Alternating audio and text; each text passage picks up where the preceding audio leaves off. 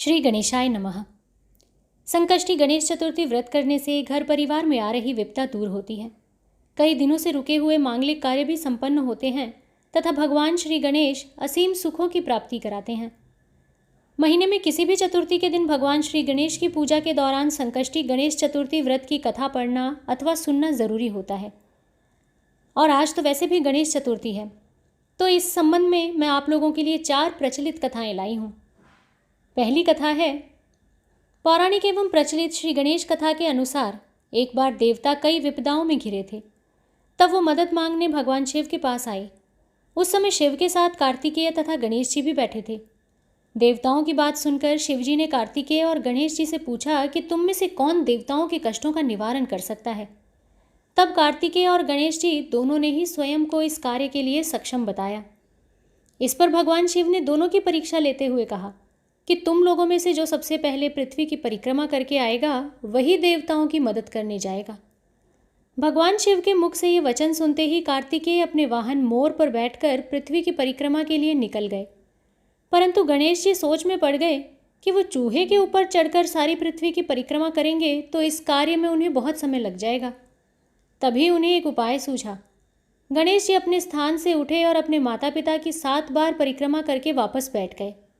परिक्रमा करके लौटने पर कार्तिकेय स्वयं को विजेता बताने लगे। तब शिवजी ने श्री गणेश से पृथ्वी की परिक्रमा ना करने का कारण पूछा। तब गणेश जी ने कहा, माता पिता के चरणों में ही समस्त लोक हैं। ये सुनकर भगवान शिव ने गणेश जी को देवताओं के संकट दूर करने की आज्ञा दी। इस प्रकार भगवान शिव ने गणेश जी को आशीर्वाद दिया कि चतुर्थी के दिन जो तुम्हारा पूजन करेगा और रात्रि में चंद्रमा को देखकर अर्घ्य देगा, उसके तीनों ताप यानी कि दैहिक ताप, दैविक ताप तथा भौतिक ताप दूर होंगे। इस व्रत को करने से व्रतधारी के सभी तरह के दुख दूर होंगे और इसे जीवन के भौतिक सुखों की प्राप्ति होगी। चारों तरफ से मनुष्य की सुख समृद्धि बढ़ेगी। पुत्र पौत्रादि धन ऐश्वर्य की कमी नहीं रहेगी। तो दोस्तों, गणेश चतुर्थी की ये तो एक कथा थी। इसके अलावा अभी मैं आपको दूसरी कथा सुनाती हूँ। एक समय की बात है कि राजा हरिश्चंद्र के राज्य में एक कुम्हार था। वो मिट्टी के बर्तन बनाता था, लेकिन वो कच्चे रह जाते थे। एक पुजारी की सलाह पर उसने इस समस्या को दूर करने के लिए एक छोटे से बालक को मिट्टी के बर्तनों के साथ आवा में डाल दिया। उस दिन संकष्टी चतुर्थी का दिन था। उस बच्चे की माँ अपने बेटे के लिए परेशान थी। उसने गणेश जी से बेटे की कुशलता की प्रार्थना की। दूसरे दिन जब कुम्हार ने सुबह उठकर देखा तो आवा में उसके बर्तन तो पक गए थे, लेकिन बच्चे का बाल बांका भी न हुआ था। वो डर गया और राजा के दरबार में जाकर सारी घटना बताई। इसके बाद राजा ने उस बच्चे और उसकी माँ को बुलवाया तो माँ ने सभी तरह के विघ्न को दूर करने वाली संकष्टी चतुर्थी का वर्णन किया। इस घटना के बाद से महिलाएं संतान और परिवार के सौभाग्य के लिए संकट चौथ का व्रत करने लगीं। तो दोस्तों, ये थी दूसरी कहानी। अब इसकी तीसरी कहानी सुनते हैं। एक समय की बात है कि विष्णु भगवान का विवाह लक्ष्मी जी के साथ निश्चित हो गया। विवाह की तैयारी होने लगी। सभी देवताओं को निमंत्रण भेजे गए, परंतु गणेश जी को निमंत्रण नहीं दिया गया। कारण जो भी रहा हो, अब भगवान विष्णु की बारात जाने का समय आ गया। सभी देवता अपनी पत्नियों के साथ विवाह समारोह में आए। उन सब ने देखा कि गणेश जी कहीं दिखाई नहीं दे रहे हैं। तब वो आपस में चर्चा करने लगे कि क्या गणेश जी को न्योता नहीं गया है या स्वयं गणेश जी ही नहीं आए हैं। सभी को इस बात पर आश्चर्य होने लगा। तभी सबने विचार किया कि विष्णु भगवान से ही इसका कारण पूछा जाए। विष्णु भगवान से पूछने पर उन्होंने कहा कि हमने गणेश जी के पिता भोलेनाथ महादेव को न्योता भेजा है। यदि गणेश जी अपने पिता के साथ आना चाहते हैं तो आ सकते हैं। अलग से न्योता देने की कोई आवश्यकता भी नहीं थी। दूसरी बात यह है कि उनको 1.25 मन मूंग, 1.25 मन चावल, 1.25 मन घी और 1.25 मन लड्डू का भोजन दिन भर में चाहिए। यदि गणेश जी नहीं आएंगे तो कोई बात नहीं, दूसरे के घर जाकर इतना सारा खाना पीना अच्छा भी तो नहीं लगता। इतनी वार्ता कर ही रहे थे कि किसी एक ने सुझाव दिया, यदि गणेश जी आ भी जाएं तो उनको द्वारपाल बनाकर बैठा देंगे कि आप घर की याद रखना। आप तो चूहे पर बैठकर धीरे धीरे चलोगे तो बारात से बहुत पीछे रह जाओगे। ये सुझाव भी सबको पसंद आ गया, तो विष्णु भगवान ने भी अपनी सहमति दे दी। अब होना क्या था कि इतने में गणेश जी वहाँ आ पहुँचे और उन्हें समझा बुझाकर घर की रखवाली करने के लिए बैठा दिया। बारात चल दी तब नारद जी ने देखा कि गणेश जी तो दरवाजे पर ही बैठे हुए हैं। तब वो गणेश जी के पास गए और रुकने का कारण पूछा। गणेश जी कहने लगे कि विष्णु भगवान ने तो मेरा बहुत अपमान किया है। नारद जी ने कहा कि आप अपनी मूषक सेना को आगे भेज दें तो वो रास्ता खोद देगी, जिससे उनके वाहन धरती में धंस जाएंगे। तब आपको सम्मानपूर्वक बुलाना पड़ेगा। अब तो गणेश जी ने अपनी मूषक सेना जल्दी से आगे भेज दी और सेना ने ज़मीन पोली कर दी। जब बारात वहाँ से निकली तो रथों के पहिए धरती में धंस गए। लाख कोशिश करें परंतु पहिए नहीं निकले। सभी ने अपने अपने उपाय किए परंतु पहिए तो नहीं निकले, बल्कि जगह जगह से टूट गए। किसी की समझ में नहीं आ रहा था कि अब क्या किया जाए। तब तो नारद जी ने कहा, आप लोगों ने गणेश जी का अपमान करके अच्छा नहीं किया। यदि उन्हें मनाकर लाया जाए तो आपका कार्य सिद्ध हो सकता है और ये संकट टल सकता है। शंकर भगवान ने अपने दूत नंदी को भेजा और वो गणेश जी को लेकर आए। गणेश जी का आदर सम्मान के साथ पूजन किया गया। तब कहीं रथ के पहिए निकले। अब रथ के पहिए निकल तो गए परंतु वो टूट फूट गए थे, तो उन्हें सुधारे कौन। पास के खेत में खाती काम कर रहा था। उसे बुलाया गया। खाती अपना कार्य करने के पहले श्री गणेशाय नमः कहकर गणेश जी की वंदना मन ही मन करने लगा। देखते ही देखते खाती ने सभी पहियों को ठीक कर दिया। तब खाती कहने लगा कि हे देवताओं, आपने सर्वप्रथम गणेश जी को नहीं मनाया होगा और ना ही उनकी पूजन की होगी, इसीलिए तो आपके साथ ये संकट आया है।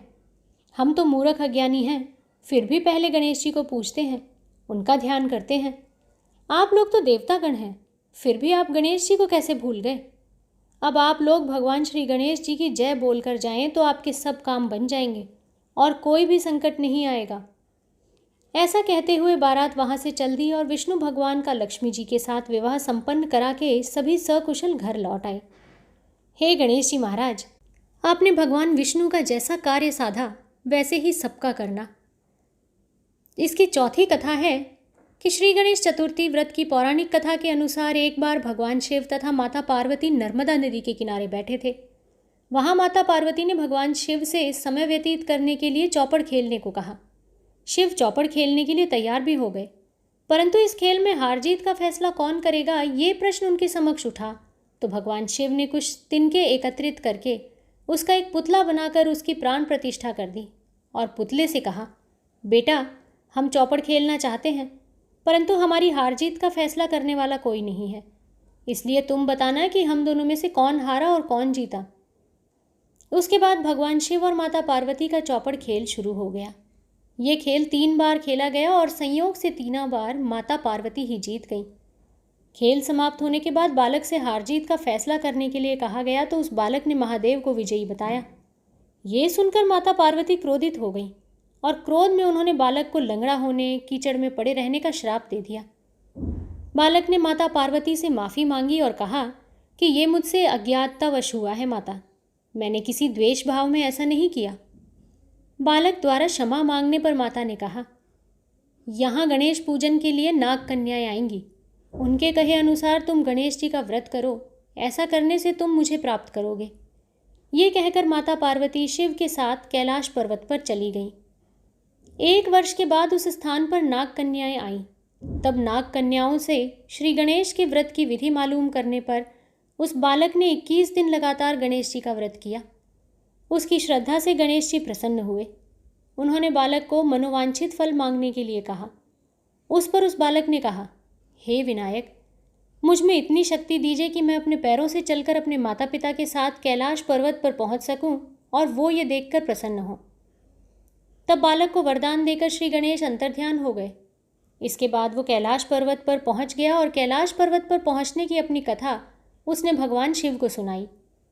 चौपड़ वाले दिन से माता पार्वती शिवजी से विमुख हो गई थी। अतः देवी के रुष्ट हो जाने पर भगवान शिव ने भी बालक के बताए अनुसार 21 दिनों तक श्री गणेश का व्रत किया। इस व्रत के प्रभाव से माता पार्वती के मन से भगवान शिव के लिए जो नाराज़गी थी वो समाप्त हो गई। तब ये व्रत विधि भगवान शंकर ने माता पार्वती को बताई। ये सुनकर माता पार्वती के मन में भी अपने पुत्र कार्तिकेय से मिलने की इच्छा जागृत हुई। तब माता पार्वती ने भी 21 दिन तक श्री गणेश का व्रत किया तथा दुर्वा, फूल और लड्डुओं से गणेश जी का पूजन अर्चन किया। व्रत के 21वें दिन कार्तिकेय स्वयं माता पार्वती जी से आ मिले। उस दिन श्री गणेश चतुर्थी का ये व्रत समस्त मनोकामनाओं की पूर्ति करने वाला व्रत हो गया। इस व्रत को उसके बाद सब लोग मानने लगे और इस व्रत को करने से मनुष्य के सारे कष्ट दूर होकर मनुष्य को समस्त सुख सुविधाएं प्राप्त होती हैं। तो दोस्तों, आज संकष्टी चतुर्थी के दिन गणेश जी की ये 4 कथाएं सुनकर आशा करती हूँ आपको प्रसन्नता ज़रूर हुई होगी। ऐसी ही अनेकों कथाओं और जानकारियों के लिए मेरे इस चैनल पर बने रहिए। अगर आपको ये कहानियाँ पसंद आ रही हैं तो मेरे इस चैनल को सब्सक्राइब ज़रूर कीजिएगा। जल्दी ही ऐसी नई जानकारी, नई कहानी लेकर आपके सामने फिर से हाजिर होंगी। तब तक के लिए आप अपने परिवार का ध्यान रखिए, खुश रहिए और स्वस्थ रहिए। नमस्कार।